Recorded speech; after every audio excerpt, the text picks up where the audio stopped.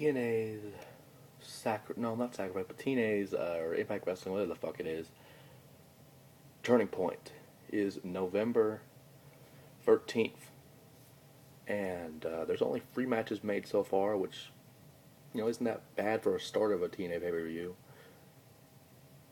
The first one is Jeff Jarrett versus Jeff Hardy, and I'm actually looking forward to this match because hopefully this will be a test for Jeff Hardy. Hopefully he won't fail it and become a fucking druggie once again. But I see Jeff Hardy losing this match, especially if it is for that. I don't know if it's for the. I don't know what you would call it, the Mexican World Heavyweight title or Immortal thing that they've made, but it's actually the AAA World Heavyweight title from the AAA promotion in Mexico. So I don't know how they will react if that title is on the line, but I guess we'll see what happens. Technically, that would make Jeff Hardy another world champion if that does happen and if he does win. But I don't see it happening, to be honest, if that is on the line, due to Jeff Jarrett's links and his what's the word, his contractual obligations and shit. There it is for the AAA promotion.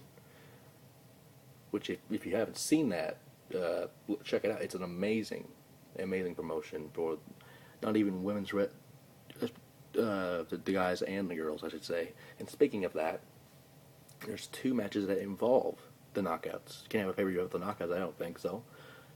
And this first one's actually a kind of a shock because Gail Kim will face Velvet Sky. That's right.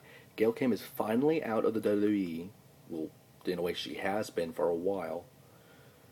She left the company after that Battle Royal. I don't even know. I think it was a few months ago. Yeah, it was a few months ago. And it was, in a way, that was very unprofessional. But then again, by the way they were using Gail Kim, I don't blame her at all. Especially since they gave her a push a few years ago in WWE, and then she busted an implant, and that kind of ended her push and made her kind of a jobber, which was stupid because of the talent Gail Kim has. And it was probably mostly because she left for TNA, and then she came back. But then again, backstage politics will always happen, so I'm not gonna touch it at all. However, though, it's kind of weird. She just comes back to TNA and she gets a Knockouts title shot, which kind of makes sense because she was the first Knockouts champion. And okay, in a way, she lost the title to Awesome Kong, who is now Karma in WWE. But now she's facing Velvet Sky, who I didn't do a review for what was the last one, Bound for Glory, because I didn't see it. I did the same thing for Vengeance. I was going to, it didn't upload. So we'll get to that when Survivor Series is up, though. But I honestly love the fact that Velvet Sky is champion. She's deserved it for many years, and people are saying, oh, she's worse than Kelly Kelly. Kelly Kelly is the generic Diva John Cena. It's just stupid. It really is. And, hell, she's had a lot more talent in the indie scene when she was Talia Madison. Sorry there. But see, that's how much I kind of care about the division right now, but hopefully it'll get better. And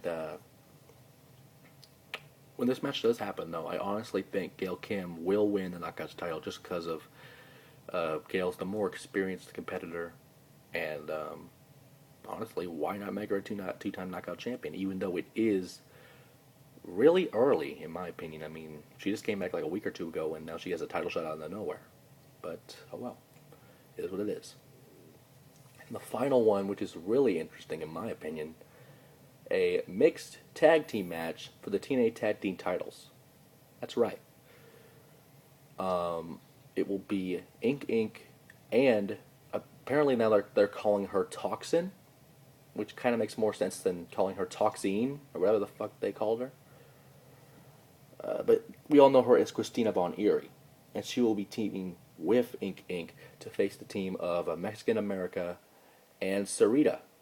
Now, this really begs a question. in my opinion, will there... let's, and I'll explain this just so people understand. For example, if... because I don't know if it's an intergender tag match or not. It's probably just a mixed tag. But let's say Sarita pins Christina Von Eerie, for example. Would then Sarita and one of Mexican America become the tag champions? Obviously not. But then again, it's TNA, so possibly that could happen. But I don't honestly know if it will, though. It might. But just because of that, I honestly don't know who will win and who will get the pinfall. But I will tell you this, though. TNA's turning point will be November 13th, so we will have that answered by then.